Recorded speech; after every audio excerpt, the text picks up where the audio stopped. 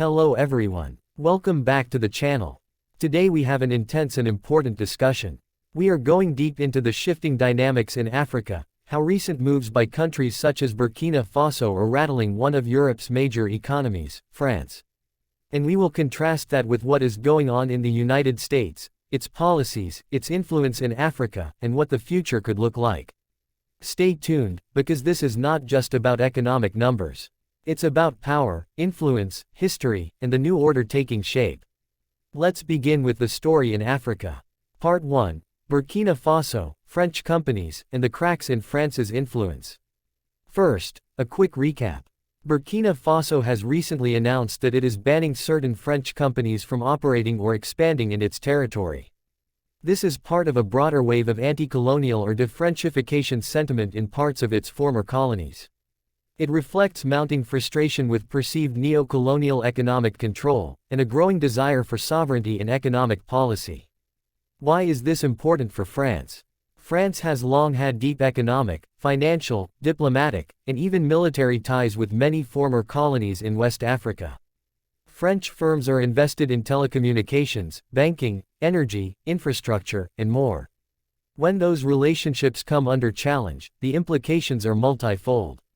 First, revenue streams are threatened. Second, political influence is challenged. Third, investor confidence may wobble. Some of the possible consequences for France's economy. 1. Reduced foreign direct investment inflows from its former colonial network. If Burkina Faso is refusing new French projects, or restricting operations, French multinationals may see reduced profits, increased risk, and may demand higher returns to compensate for political risk. 2. Reputational damage. Other countries watching may follow suit. If one West African nation bans or restricts French-owned firms, others may feel emboldened to renegotiate contracts or issue similar bans. That increases uncertainty. 3. Economic ripple effects. Losses in those sectors may impact French GDP through lower dividends, reduced export-oriented services, or via supply chain linkages. Even though the share of African investments in France's total economy is not enormous compared to domestic business, the symbolic value is high and the aggregated losses may accumulate. 4. Strategic reconsideration by French companies. They may shift resources away from high-risk zones, or demand risk premia. Over time, that might reduce their willingness to invest in developing markets with governance or political instability risk.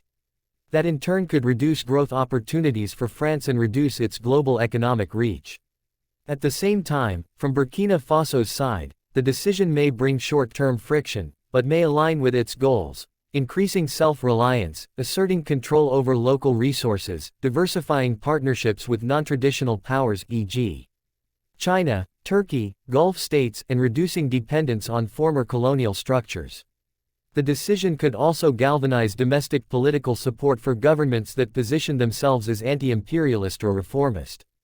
But is France truly in economic trouble because of this? Probably not in the immediate term, but it is a warning sign. A canary in the coal mine. A signal that the post-colonial economic arrangements are under strain, and that France must rethink how it engages with Africa. We don't yet know how enforceable or permanent the ban will be. We also don't yet know how much economic weight those particular companies had in the broader French economy. However, in geopolitical terms, the move matters. It suggests that national sovereignty demands are arising across Africa, even in places where French influence once seemed secure. Now let's zoom out to the broader African context. Across Africa we are seeing a shift. Many countries are reassessing their foreign partnerships. There is interest in Chinese investment, Gulf state investors, Russian diplomatic alignment, or purely regional trade agreements. There is pushback against legacy debts, conditionalities, and governance issues tied to Western aid. Additionally, security challenges and political instability in many African states are compelling governments to seek new models of cooperation, not simply aid or old-style bilateral agreements, but infrastructure partnerships, debt renegotiations, regional trade blocs, and domestic industrialization ambitions. In that context, the move by Burkina Faso can be seen as part of a larger pattern. Former colonial powers are no longer able to assume their past roles indefinitely. Countries want more control over their economies, own their natural resources, and negotiate on more equal footing. That means for Europe, and especially France, the cost of maintaining influence may rise. Furthermore, public sentiment matters. Populations in many African countries are increasingly younger, more educated, more digitally connected, and more sensitive to issues of economic sovereignty, environmental justice, and fair deals. Governments that respond to those pressures may continue to recalibrate relationships with former powers. So France faces a choice. It can either double down on its existing approaches, risk being repeatedly challenged, or it can offer a new vision for how it partners with Africa. More equity-driven investment, more technology transfer, more transparent contracts, and more respect for sovereignty. If it fails to adapt, its economic influence may slowly erode. The knock-on effects may include reduced access to new markets, weaker political alliances, and a smaller role in Africa's development story.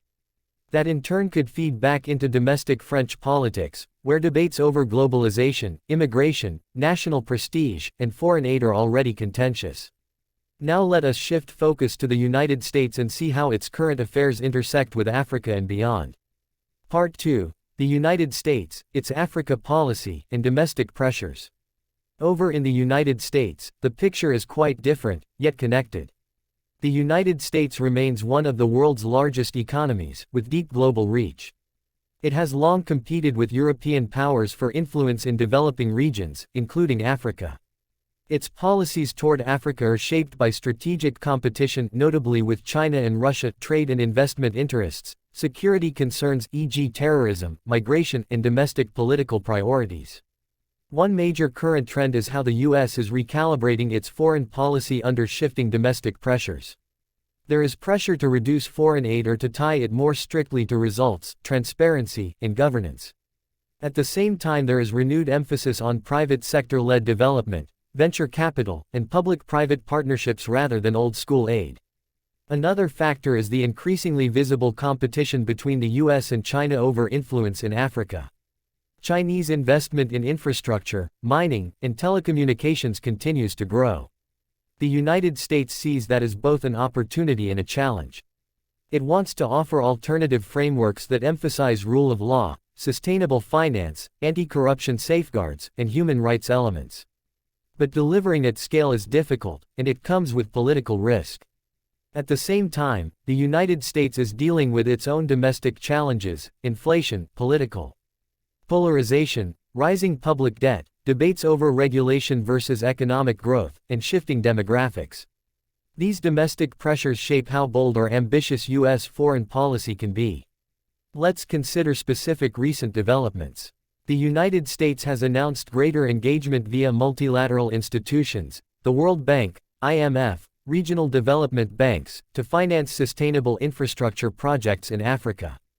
It is increasingly promoting clean energy investment, digital infrastructure e.g. broadband, mobile connectivity, and supporting private investment by American firms in sectors such as energy, agribusiness, fintech, health tech, and logistics. It is also leveraging diplomacy more actively.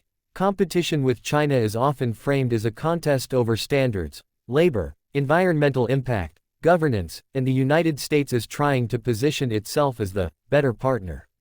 Whether African governments buy that narrative depends on how tangible the benefits are. On the domestic front, U.S. policymakers are navigating partisan divides.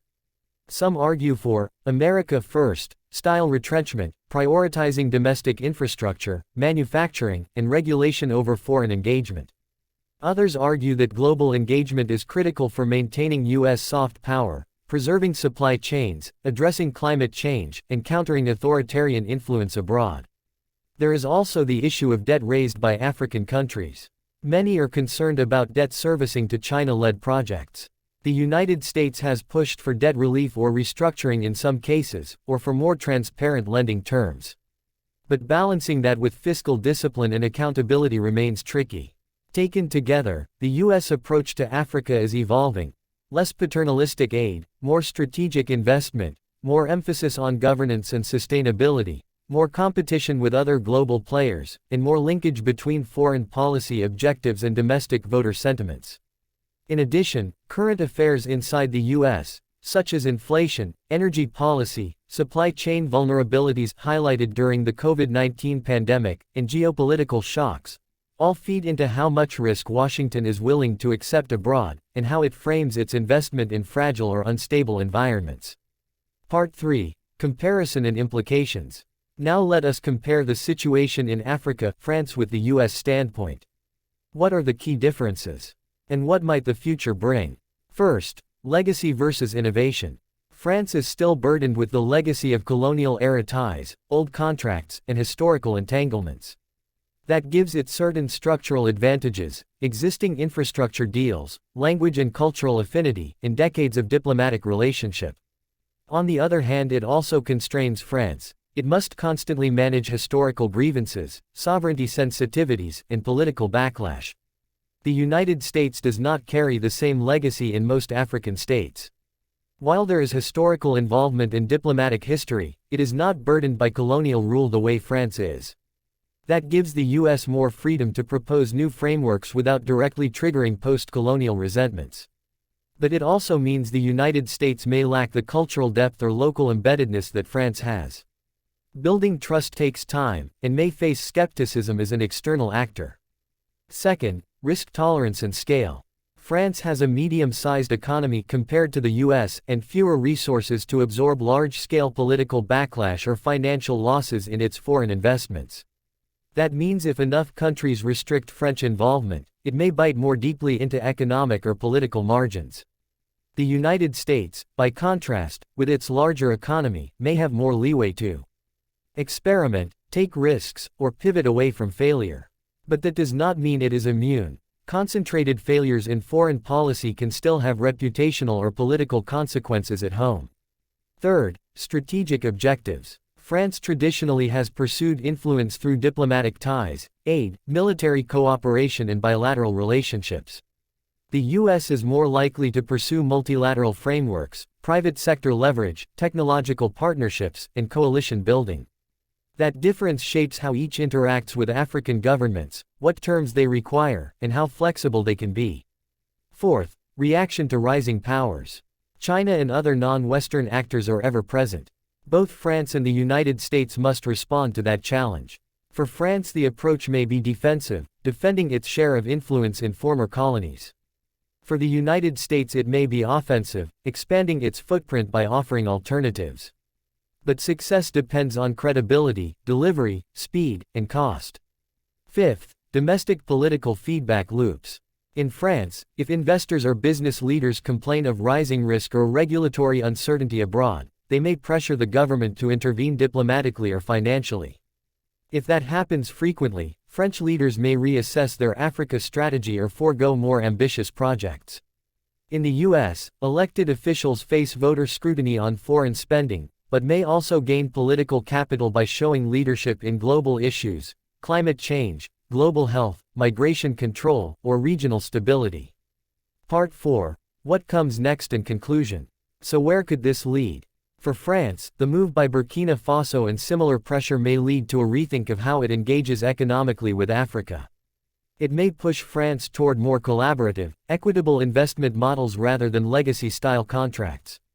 It may encourage France to negotiate new bilateral frameworks that respect African ownership, co-development, and shared governance of projects. Failure to adapt could mean a slow erosion of influence, reduced profits for French firms in emerging markets, and a weakened diplomatic footprint in a region that is becoming more strategically important. For the United States, the challenge will be to balance ambition with credibility. It must deliver results on the ground: reliable infrastructure, fair business environments, innovation transfer, climate-friendly energy, and perhaps debt relief or finance terms that are realistic and sustainable. If it succeeds, it may gain long-term influence, stronger trade relationships, and an image as a constructive partner. If it fails, it risks being seen as another foreign actor with conditionality or weak follow-through. On the African side, governments will continue to push for autonomy, fairness, and diversified partnerships. Whether through regional bodies like the African Union, new continental trade agreements, or bilateral renegotiations, the trend is toward more assertive economic sovereignty. External powers must adjust or risk being sidelined. In short, While France may not be in immediate collapse, its model of influence in Africa is under real stress. The decision by Burkina Faso is a signal that the old order is fraying. How French policymakers respond will matter not only for bilateral business contracts, but for the future of its economic and diplomatic relevance in a rapidly changing world. Meanwhile, the United States finds itself in a position of advantage, with scale, with less colonial baggage, and with ambitious policy tools, but also faces internal constraints and global competition.